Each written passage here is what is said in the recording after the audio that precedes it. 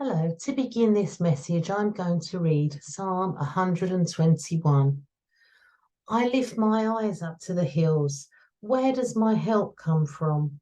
My help comes from the Lord, the maker of heaven and earth. He will not let your foot slip. He who watches over you will not slumber.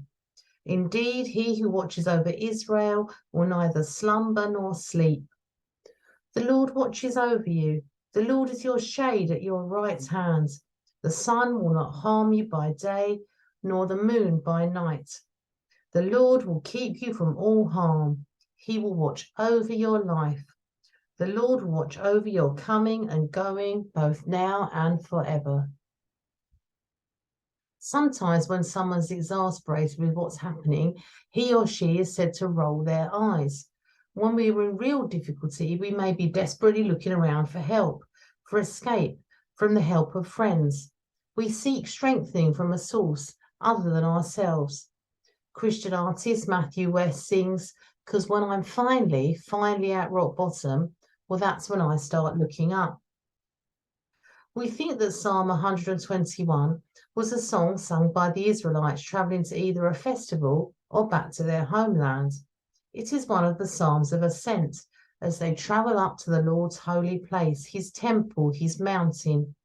The prophets Isaiah and Micah speak of God's mountain temple being established in the last days when many nations will travel to him to receive his teaching. The redeeming God has a high and holy place which his faithful people will go up to.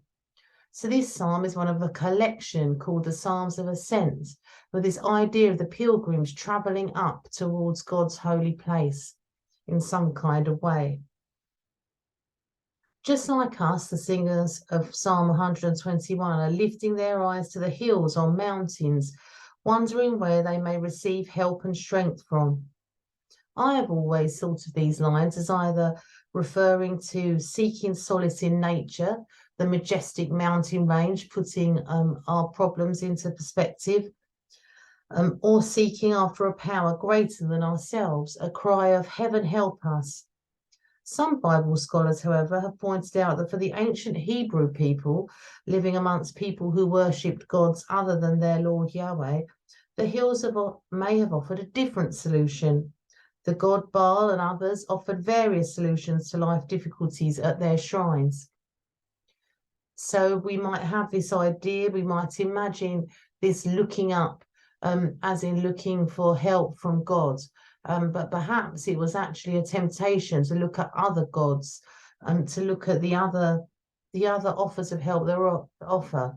That perhaps these gods might offer a good harvest, or for your wife to have many children. There were shrines that offered these other solutions, apparently, when perhaps it seemed that Yahweh was silent or not responding. So that was another temptation for the Hebrew people. And we still have that in our society today, the temptation of other fixes to our problems.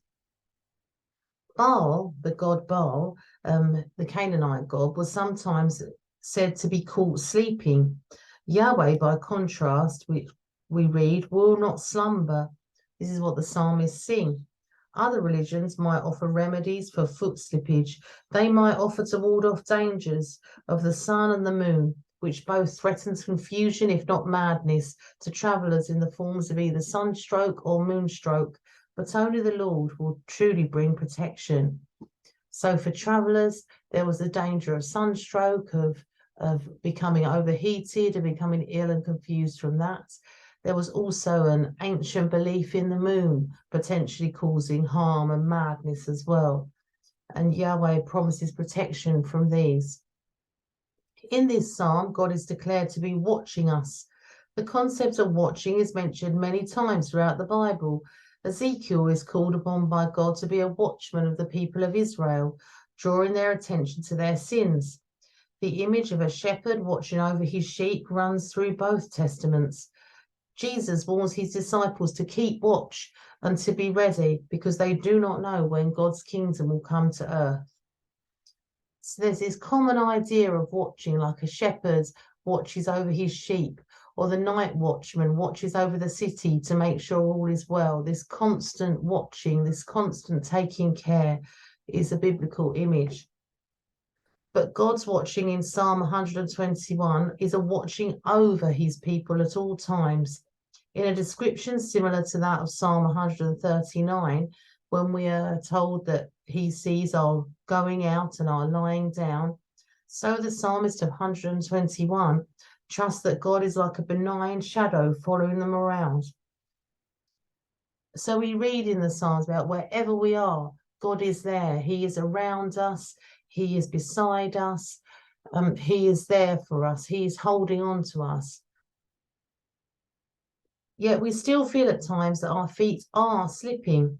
Many Psalms bring us a brutal human honesty. In Psalm 73, the writer says he has almost lost his foothold. We may feel like that, feel like we're on the edge. We are still waiting for God to make everything safe and well. I wonder if the way we might make some sense of this being watched over and shadowed by God, and yet not always being freed from our troubles, lies in another song of ascents, Psalm 131. In Psalm 131, the psalmist says, I have stilled and quietened my soul like a weaned child with its mother, like a weaned child, my soul within me. I used to puzzle over why this psalmist would use the image of a weaned child rather than a child who was still being sustained by mother's milk as an example of the closeness of God. But commentators have said that the reason why perhaps the image of a weaned child is chosen is that God wants us to be somewhat independent from him, yet still close. So the toddler remains close to his mother and goes to her for comfort, but no longer demands sustenance from her. This being still and knowing him as God, knowing him as Father, knowing him as Mother, but taking baby steps away from dependence. Our Heavenly Parent watches over us. He holds us close, but he does not take all this world's hurt and pain away from us.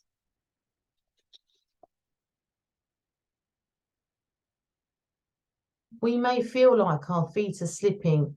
We may even feel like we're sinking into the quicksand. But the mighty Creator God, the supreme maker of heaven and earth, will not let us slip, will watch over us, will not slumber, will shade us, will keep us from harm, will be there for evermore. The mighty Creator God, the supreme maker of heaven and earth, will not let us slip, will watch over us, will not slumber, will shade us, will keep us from harm, will be there for evermore. So what does it mean for us to look up at the moment? Many of us are feeling overwhelmed and can't see a way through our difficulties. We need God's strength to pull ourselves up, to pull ourselves out of the mire, away from the obstacles. God is who he has always been, always is, and always will be. Who are we, his people, going to be? We will only begin to find an answer to this by looking up. Who are we, his people, going to be? We will only find an answer to this by looking up to the Lord, the maker of heaven and earth.